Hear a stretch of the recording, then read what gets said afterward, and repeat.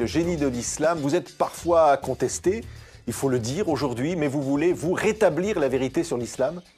Oui, moi je pense qu'il y a, au-delà de ma personne aujourd'hui, il s'agit d'un message. On parle de l'islam tous les jours et de façon extrêmement négative en Occident. Les images qui nous viennent de l'Orient sont extrêmement difficiles. À un moment donné, il faut qu'on s'arrête, qu'on n'attende pas des musulmans uniquement qu'ils nous disent ce que l'islam n'est pas, mais qu'on puisse dire de l'intérieur ce que l'islam est. Mais qu'est-ce qu'on dit de l'islam qui n'est pas l'islam? On réduit, c'est-à-dire qu'on prend des phénomènes, la violence, on prend des situations historiques, je veux dire la discrimination des femmes dans les sociétés majoritairement musulmanes, et on essentialise. Voilà, l'islam ce serait ça. Non, l'islam c'est un message, c'est une histoire, c'est une spiritualité, ce sont des fondements. Il faut que l'on puisse étudier ceci, avoir une meilleure idée. On n'étudie pas une religion et un message par les exactions de ces extrémistes ou les déficiences de ces sociétés. Ça veut dire par exemple l'islam ce n'est pas les djihadistes d'aujourd'hui? Ah bien sûr que non. Alors ça c'est... Autant je dis aux musulmans, vous ne pouvez pas dire ça n'est pas l'islam, ça n'a rien à voir avec l'islam, ce ne sont pas des musulmans. Il faut que nous leur répondions en leur disant ce que vous dites faire au nom de l'islam, ça n'est pas acceptable et l'islam condamne vos actes, il faut qu'on puisse le dire, sans les sortir de l'islam. Oui. Moi je peux dire que leurs actes ne sont pas islamiques, mais eux qui se revendiquent comme musulmans, je dois dire ce que vous faites au nom de l'islam, ça n'est pas acceptable. Alors, le djihadisme ou cette expression-là ne dit pas ce qu'est l'islam, c'est à nous aujourd'hui, avec un discours clair, un discours qui est tellement clair qu'il ne doit pas refuser de dire les contradictions qu'il y a entre l'attitude de certains musulmans et les principes de la religion. Ça, c'est aussi quelque chose que nous devons faire. Vous dites dans ce livre, par exemple, le djihad, c'est une notion de défense légitime, mais qui ne passe que par les armes de l'adversaire et qui ne doit jamais viser ni des civils, ni des femmes. Tout à fait. En plus, déjà, la notion de djihad est déjà une notion de réforme et de résistance spirituelle, sociale. Il faut appeler à des djihads contre la pauvreté, il faut appeler à des djihads pour l'éducation, il faut appeler des djihads contre la corruption et pour la liberté. Ça, il peut y avoir un djihad pour la guerre? Exactement. Il y a des situations, une seule situation qui est le qital, qui est dans la situation de guerre, et qui n'est légitimée qu'en dans une seule circonstance, quand on est sous exploitation, quand on est colonisé ou quand on est opprimé. Oui. La résistance légitime, elle est cette fois-ci la résistance ou la violence? Ah non, la résistance légitime, c'est-à-dire... D'abord, ceux qui utilisent la violence, ce sont les oppresseurs. Ceux qui y résistent vont s'adapter aux moyens qui sont utilisés par celui qui opprime. Mais ce que vous avez rappelé comme éthique de guerre est déterminant. On ne s'en prend qu'à ceux qui nous attaquent, c'est-à-dire à l'armée adverse, pas aux civils, pas aux innocents, pas aux femmes, pas aux enfants, pas aux religieux et pas à la nature. C'est-à-dire qu'on doit avoir même un souci de l'environnement en situation de guerre. C'est dire que quand on a parlé, par exemple, de la bombe pakistanaise soi-disant islamique, c'est une contradiction dans les termes. Une bombe atomique ou nucléaire ne peut pas être islamique. Alors, pourquoi, Tariq Ramadan, vous avez dit « je ne suis pas Charlie, je ne suis pas Paris » en référence aux attentats du 13 novembre? Alors ça, c'est une bonne question et vous me permettez, je vous en remercie, de clarifier les choses. Parce que ce que j'ai dit, si vous entendez par Charlie le fait d'être pour la liberté d'expression et pour pouvoir s'exprimer librement, je le suis. Mais s'il s'agit pour moi d'être assigné à devoir accepter les caricatures et l'humour que je Un humour de lâche, vous avez dit. Oui, un humour de lâche, comme on dit, un humour de stupide. C'est-à-dire que je considérais qu'au lieu de s'en prendre systématiquement aux religions ou à l'islam, ce serait bien qu'ils puissent prendre à partie plutôt les gens du pouvoir, ce qu'ils ne faisaient pas. Donc,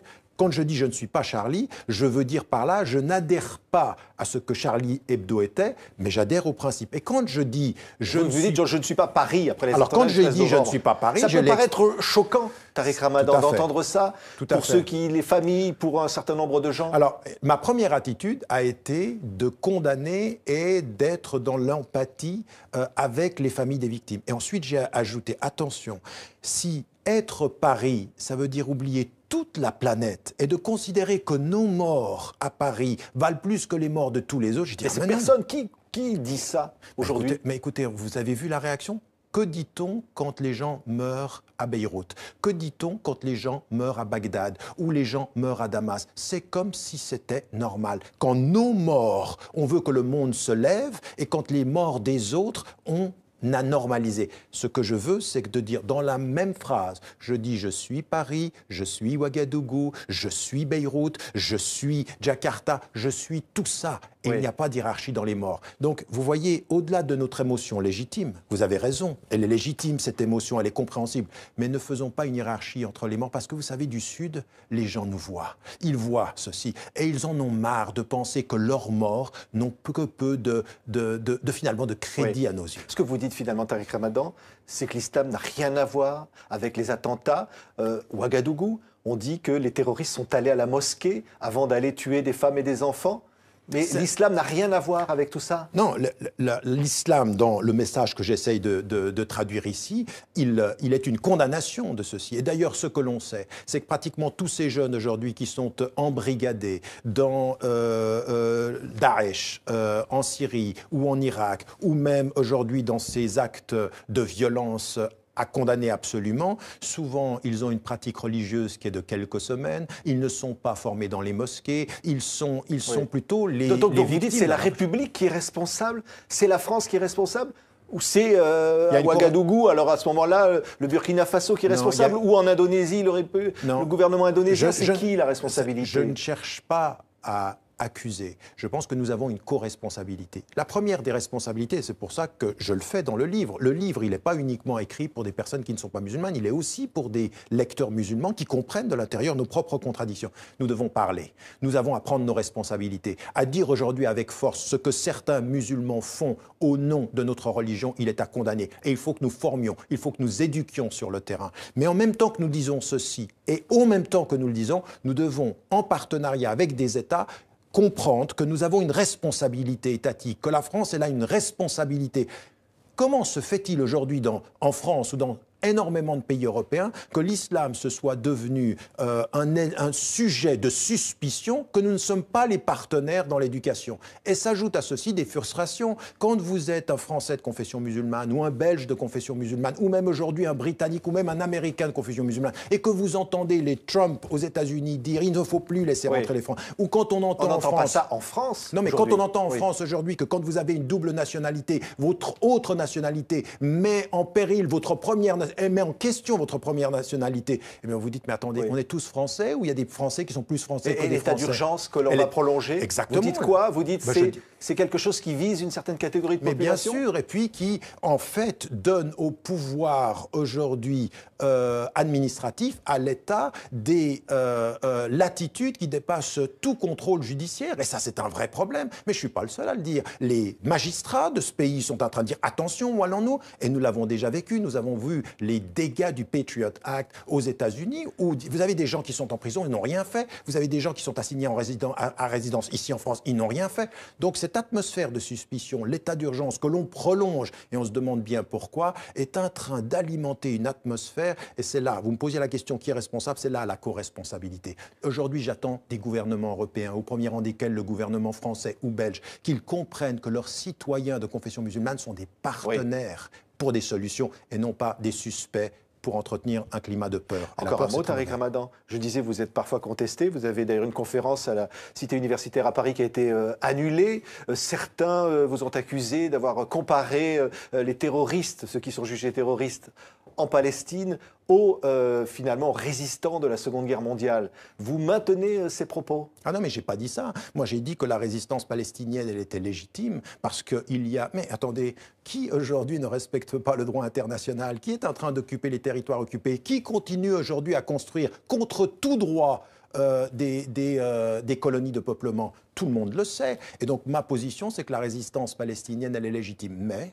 ce que nous avons dit tout à l'heure tient toujours. On ne tue pas les civils, on ne tue pas les femmes. Donc les terroristes palestiniens, vous les condamnez? Tous ceux qui tuent les innocents et qui sont dans la violence et dans le terrorisme, il faut les condamner. Je l'ai écrit à plusieurs reprises. Mais qu'on ne me dise pas que ceux qui tuent à Ouagadougou, qui tuent à Paris, ce sont les mêmes que les résistants palestiniens qui sont en train de dire « est notre terre » et qui, en fait, qu'est-ce qu'ils demandent? Ils demandent que l'on applique les résolutions internationales que l'État israélien ne soutient pas. Alors je suis très déçu de voir que le CRIF en France va soutenir une... annulation de conférence? Où en est-on de la liberté d'expression dans ce pays pour que ma parole, qui est une parole de responsabilité, qui condamne la violence, qui dit aujourd'hui que nous devons être citoyens, qu'il faut appliquer la laïcité telle qu'elle doit être égalitairement pour tout le monde et que le problème, c'est un problème d'éducation et en même temps de liberté, eh bien pourquoi est-ce qu'on ne veut pas entendre cette parole? Parce qu'elle critique le gouvernement et que malheureusement, aujourd'hui, malheureusement, il faut l'entendre avec force, le discours qui a pris le dessus sur la gauche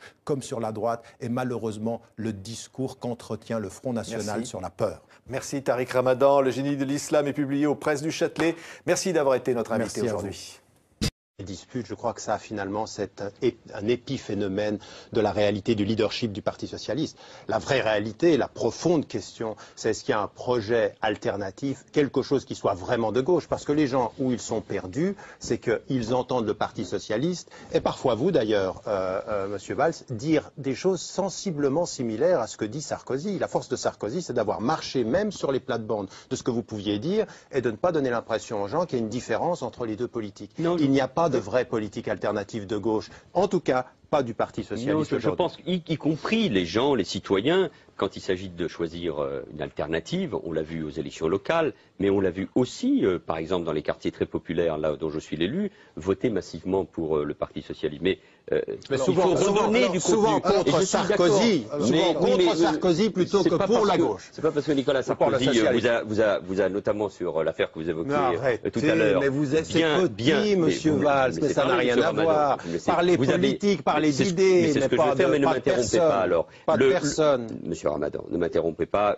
Encore une fois, tout à l'heure, et Alain Minc, très brillamment, vous a mis en grande difficulté sur votre incapacité à passer de la théorie à la réalité. Mais je suis dans la réalité, vous êtes dans la théorie. Si on veut éviter le populisme, il faut être capable de répondre à l'attente des concitoyens. C'est vrai sur les conséquences de la crise économique, mais c'est vrai aussi sur les problèmes qui taraudent la société, que sont les problématiques de l'immigration ou les problématiques de la sécurité. Et parce que la gauche n'a pas compris cela, elle a été mise en difficulté. Et l'électorat populaire, vous êtes dans la théorie. Et l'électorat populaire est parti vers l'extrême droite. Et je fais partie de ceux, absolument. Et je fais partie de ceux qui pensent qu'on doit être capable de parler à ces gens qui, parce qu'il y a une crise, vont chercher peut-être demain des boucs émissaires ou d'autres raisons. Donc la responsabilité de la gauche, de ce point de vue-là, est totalement engagée. Et je crois qu'au contraire, c'est la gauche qui doit être capable de reconstruire un discours, et partout, et pas seulement en France, encore une fois, c'est une réponse européenne et même mondiale, c'est un défi qui est posé à la gauche et au camp du progrès.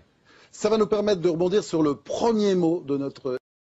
Votre livre comporte plus de 200 fautes factuelles. Vous les avez jamais démontrées. Mais non, mais j'ai pas le temps. Mais attends, moi, j'ai pas le temps à perdre avec. Non, mais je vais vous en donner maintenant. Vous n'avez pas trouvé le temps. Attendez, mais maintenant on a le temps.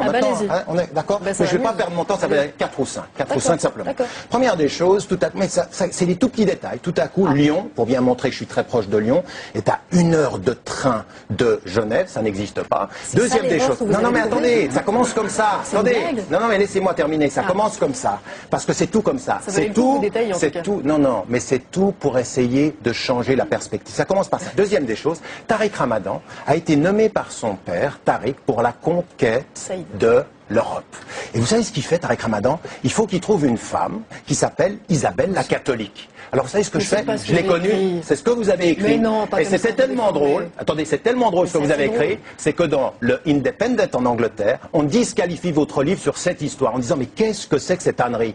Vous savez ce que vous dites? Je suis allé vers son frère qui est mon ami d'enfance à 10 ans, je lui dis donc, elle s'appelle comment ta sœur? Isabelle? Ce serait pas mal, Tariq, à la conquête. Attendez, c'est n'importe quoi. Troisième des choses, et là moi j'ai demandé à ce qu'on écoute ce passage avec Sarkozy où je vais vous montrer, à l'appui des faits, comment vous changez les choses. Parce que vous avez une obsession. Tariq Ramadan, c'est les frères musulmans. D'accord? Alors il faut tout orienter vers les frères musulmans et dire c'est la pensée de Hassan el-Banna, c'est sa pensée. Alors encore une fois, Hassan el-Banna étant votre grand-père, le fondateur des frères musulmans. Alors je vais simplement vous donner un exemple concret d'un des faits, mais encore une fois il y en a 200. D'accord. Alors si on peut passer le passage... Vous m'avez demandé, effectivement, c'est lors de cette émission restée célèbre, 100 minutes pour convaincre, vous étiez face à Nicolas Sarkozy, à l'époque ministre de l'Intérieur, c'était sur France 2 le 20 novembre 2003, et on écoute tout de suite, c'est Nicolas Sarkozy, ministre de l'Intérieur, qui s'exprime. J'ai regardé, vous avez fait la préface d'un ouvrage qui s'appelle Musulmane tout simplement, qui fait le commentaire d'une sourate du Coran expliquant qu'il faut frapper les femmes. Et l'auteur dit « Ah, mais quand on dit dans le Coran il faut frapper les femmes, c'est juste une tape légère, on poursuit, qui ne provoque pas de blessure physique. On est content du conseil et de la recommandation. » Monsieur Ramadan, est-ce que c'est votre conception des rapports entre les hommes et les femmes? Entre l'égalité entre les sexes? Eh bien, si c'est votre conception, c'est pas la mienne. Vous m'avez demandé juste ce passage. Alors, oui, juste une chose, pour vous montrer un fait patent. Votre ouvrage, page 111. Vous citez l'affaire Tariq, le livre que vous a consacré. Je n'ai pas compris le rapport avec Sarkozy. Moi, je sais pas. Laissez-moi finir. Il déstabilisa définitivement Tariq Ramadan en faisant une allusion à sa préface du livre de Zainab El Razali. La référence est absolument incompréhensible pour le grand public, mais tout le monde a vu Tariq Ramadan devenir blême. La préface au livre de Zainab Razali, c'est pas vrai, mademoiselle. Il a cité ce livre-là, qui est de Asmad Lambaret. D'accord? Je le reconnais complètement. Ah oui, mais vous allez en reconnaître d'autres, mademoiselle. Vous avez raison. Vous avez raison. Laissez-moi terminer. Non, vous allez me laisser terminer. Vous avez totalement raison. Et je le ferai changer. Sincèrement, je l'avais pas. Oui, mais attendez. Non, mais sincèrement. Non, mais attendez, j'aime pas ça. Non, mais c'est parce que je vais vous dire une chose. Sur une fois, on s'est vu. Laissez-moi terminer, parce que c'est pas possible. Vous pouvez pas. Mais c'est tout comme ça. Est-ce que je peux répondre? Non, vous me laissez terminer. Parce que j'ai pas terminé. Parce que. Une fois, nous nous sommes vus pendant 3 minutes dans un débat où on n'a eu que 3 minutes de débat sur Campus, et je vous avais cité sur l'autre livre 5 fautes de citation. Vous savez que vous m'aviez répondu, ce sont des coquilles. Des coquilles de citation. Comme sur chaque fois. Non mais attendez, non mais là je vous en ai retrouvé une. Mais ne minimisez pas. Est-ce que je peux finir? J'ai de quoi faire une encyclopédie Tariq Ramadan. Écoutez, c'est pas possible. Vous m'avez demandé de terminer mon raisonnement, elle ne le laisse pas. Elle est prise en flagrant délit d'un truc énorme. Vous savez pourquoi c'est énorme? Parce que écoutez. Nicolas Sarkozy, si vous aviez été honnête, Nicolas Sarkozy parle là ici devant 6 millions de personnes et il dit que je préface un livre qui dit qu'on peut battre sa femme. Écoutez ce que dit mademoiselle. À la lumière des versets coraniques et de la tradition du prophète, il apparaît clairement que l'islam n'a jamais préconisé la violence envers les femmes, bien au contraire. Voilà ce que dit la femme sur le livre. Donc si vous aviez été honnête... Ça c'est le livre que vous avez préfacé. Exactement. Oui, si vous aviez été honnête... Ce livre, il n'a pas tort sur ce passage-là, il y en a un autre. Attendez, non, ça c'est la conclusion. Oui, sur la conclusion, d'accord. Mais le passage sur le fait de se faire battre par un homme parce qu'il est croyant, c'est beaucoup moins grave que par un homme qui n'est pas croyant. Écoutez, ça, c'est le féminisme islamique que vous enseignez à certaines Vous êtes en train de noyer le poisson. Non, c'est le fond du débat, parce que ça, c'est plus important. Est-ce que je peux terminer? Est-ce que je peux répondre? Non, parce que vous ne me laissez pas terminer, vous répondrez. Terminer, Tariq Ramadan, comme ça, elle pourra répondre. C'est comme ça qu'il y a un dialogue. Alors, je vais vous dire une chose. Non seulement vous changez le livre, pour dire quoi? Zainab El Razali est une des femmes symbole des frères musulmans. Je l'ai préfacé, mais ça n'a rien à voir. Vous savez pourquoi? Vous savez pourquoi je l'ai préfacé? C'est une femme qui disait aux frères musulmans, quand on est à table, je vais être assise, je veux être partie du leadership. Elle est connue comme étant une des femmes qui a contesté le leadership masculin. Mais laissez tomber cela. Vous auriez dû, mademoiselle, dire dans votre livre, Nicolas Sarkozy, devant 6 millions de téléspectateurs, a menti. Tariq Ramadan a préfacé un livre où il est dit qu'on ne tape pas une femme. Pourquoi vous ne l'avez pas fait? Je sais pourquoi. Deuxième des choses. J'ai un autre élément et puis je m'arrête. Vous dites Tariq Ramadan a menti sur son débat avec Antoine Sfer et vous citez une phrase et vous dites, mademoiselle, le tribunal est très dur avec Tariq Ramadan et il dit qu'en fait son discours pourrait être... En fait, vous avez menti. C'est le tribunal qui dit que le fait qu'Antoine Sfer ait dit ceci ne pousse pas à...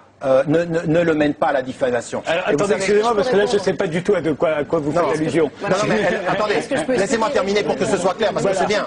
Pour que ce soit clair, en fait, le tribunal dit, le fait que Antoine Sfer dise ça, ça n'est pas de l'ordre de la diffamation. Elle enlève le fait qu'Antoine Sfer dise ça, elle dit, la Cour dit que Tariq Ramadan a incité des jeunes à la violence. C'est pas la Cour qui a dit ça. La Cour cite le plaignant, mais elle transforme le propos en enlevant des parties de phrases. Alors, ça, vous savez comment ça s'appelle?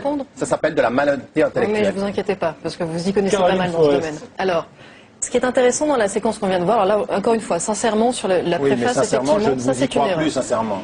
Par contre, Sarkozy, sur ce coup-là, ne ment pas, parce qu'à l'intérieur du livre, il y a des choses très graves de ce livre-là, dont je parle aussi dans mon livre. Je fais juste une précision pour ceux qui ne l'ont pas lu et qui pourraient se laisser... Voilà, il y a 424 pages, il y a plus de 600 notes de bas de page. Ça ne veut rien dire, des pages, quand elles sont fausses. Non, elles s'appellent, il n'y a pas 400... Il n'y a pas 425 pages fausses et vous le savez très très bien. Vous parlez de votre livre et pas celui de cette dame. Je parle du livre d'analyse de discours. Sur la séquence avec Nicolas Sarkozy, il y a un moment, et ça je le dis dans le livre, où Nicolas Sarkozy est réellement malhonnête, pas sur cette séquence-là, mais sur celle d'après. Parce que sur le moratoire... Non, parce que dans le livre, le passage qui cite, il existe aussi, vous ne l'avez pas cité là, mais c'est pas grave. Mais elle conclut là-dessus. Sur le moratoire, sur la lapidation, Moi, j'étais étonnée qu'on trouve que cette position de Tariq Ramadan soit... Vous êtes allé débattre avec Tariq Ramadan quelques semaines après chez Tabi. Bien sûr. Vous vous êtes fait éparpiller façon puzzle. Façon puzzle. Éric Nolot, c'est pas parce que vous vous êtes fait humilier publiquement dans cette émission... à vos essais, mais là, j'avais mal pour vous. Écoutez, arrêtez. Il vous a ridiculisé. Qui est pathétique.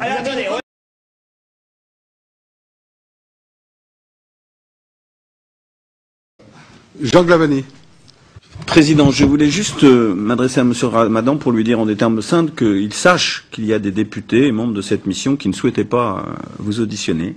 Et je voudrais vous dire en quelques mots simples et aussi courtois que possible pourquoi. Tout simplement parce que la somme de vos doubles discours, qu'elle faisait allusion gentiment Éric Raoult à l'instant, d'ensemble de contre-vérités, de falsifications et de manipulations, est telle que votre crédibilité en France et en Europe, je pense, est très sérieusement en perte de vitesse et qu'il y a de moins en moins de gens qui, pour vous accorder quelques crédits intellectuels, que ce soit votre seul talent, s'il y en a un, est effectivement d'enrober d'un discours enjôleur des points qui sont positions plus fondamentalistes et plus inacceptables. Tout à l'heure, de vous entendre parler de laïcité en des termes bien loin de la tradition républicaine, et surtout dans votre discours, l'absence totale de référence à l'égalité entre les hommes et les femmes et les droits de la femme m'ont confirmé dans cette conviction. Et je crois que je le dis ici devant la mission, je l'ai dit au président, que vous recevoir aujourd'hui, c'est vous donner une respectabilité et une tribune que vous ne méritiez pas de mon point de vue. Alors je me suis demandé pourquoi certains d'entre nous, dont je ne sais d'ailleurs pas s'ils sont majoritaires dans cette mission, ont fait le choix de vous auditionner. Peut-être pour vous permettre, au nom de la liberté d'expression et de la tradition pluraliste de l'Assemblée nationale, que je ne conteste pas, de dire ce que vous pensez, et aussi à moi de dire ce que je pense, et je voudrais à ce moment-là dire à ceux qui nous ont donné cette tribune inespérée que je les en remercie très chaleureusement. Enfin, je pense qu'on aurait pu s'en priver. J'ai aussi bien entendu compris qu'un tel exercice avait des vertus médiatiques, incontournables et exceptionnelles. Il n'y a qu'à voir l'assistance de journalistes aujourd'hui,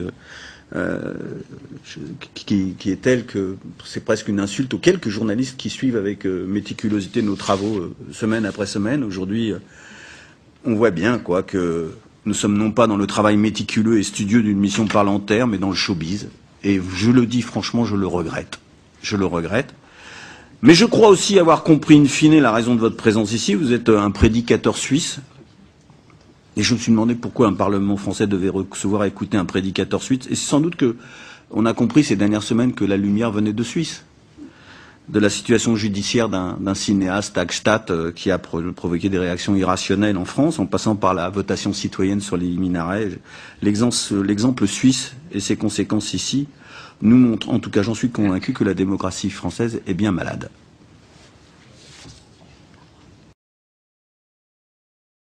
Donc, pour aller vite, monsieur, je suis un peu, enfin pas vraiment, surpris de votre intervention, mais vous déterminez, monsieur, le fait que je viens de Suisse, que la lumière vient de Suisse. J'ai été invité avant le vote de dimanche, donc la lumière s'est faite après. Si c'est cette lumière que vous perceviez, et de dire la falsification de mes citations, j'aimerais bien savoir, monsieur, au bout du compte, combien de mes ouvrages vous avez lus et combien de mes interventions vous avez suivies. Monsieur, celui qui est en face de vous aujourd'hui n'est pas un prédicateur islamiste suisse, c'est un professeur d'université à Oxford, dont les livres sont étudiés dans 80 universités américaines, monsieur, 80 universités américaines, mais monsieur, qui depuis les 8 dernières années a été interdit de parole dans toutes les universités françaises. Posez-vous la question de savoir où est la liberté d'expression, cher monsieur. Plutôt que de me dire que j'ai un double discours, il faudrait savoir si la France est en train de perdre ses valeurs d'ouverture dans le débat critique. Et votre façon de réagir à mon intervention n'est pas du tout une façon de réagir à un débat critique, c'est un jugement sur la personne et non pas un débat et une confrontation sur les idées. Donc je réponds, cher monsieur, à votre intervention que j'espère, non, que la lumière, cette dernière lumière ne viendra pas de Suisse, qu'il y aura vraiment un véritable réveil. Vous savez ce que j'espère pour la France, monsieur, parce qu'on m'a posé la question de savoir un jour si j'aimais la France. J'aime la France de sa tradition et de ses valeurs quand elle est en cohérence avec elle-même, mais non pas pour un discours qui trahit ses valeurs au nom de simplifications comme celle que je viens d'entendre. Votre jugement sur la personne m'impose de ne même pas vous répondre, parce que je ne considère que c'est insultant ce que vous venez de dire. Votre jugement sur la personne m'impose de ne même pas vous répondre.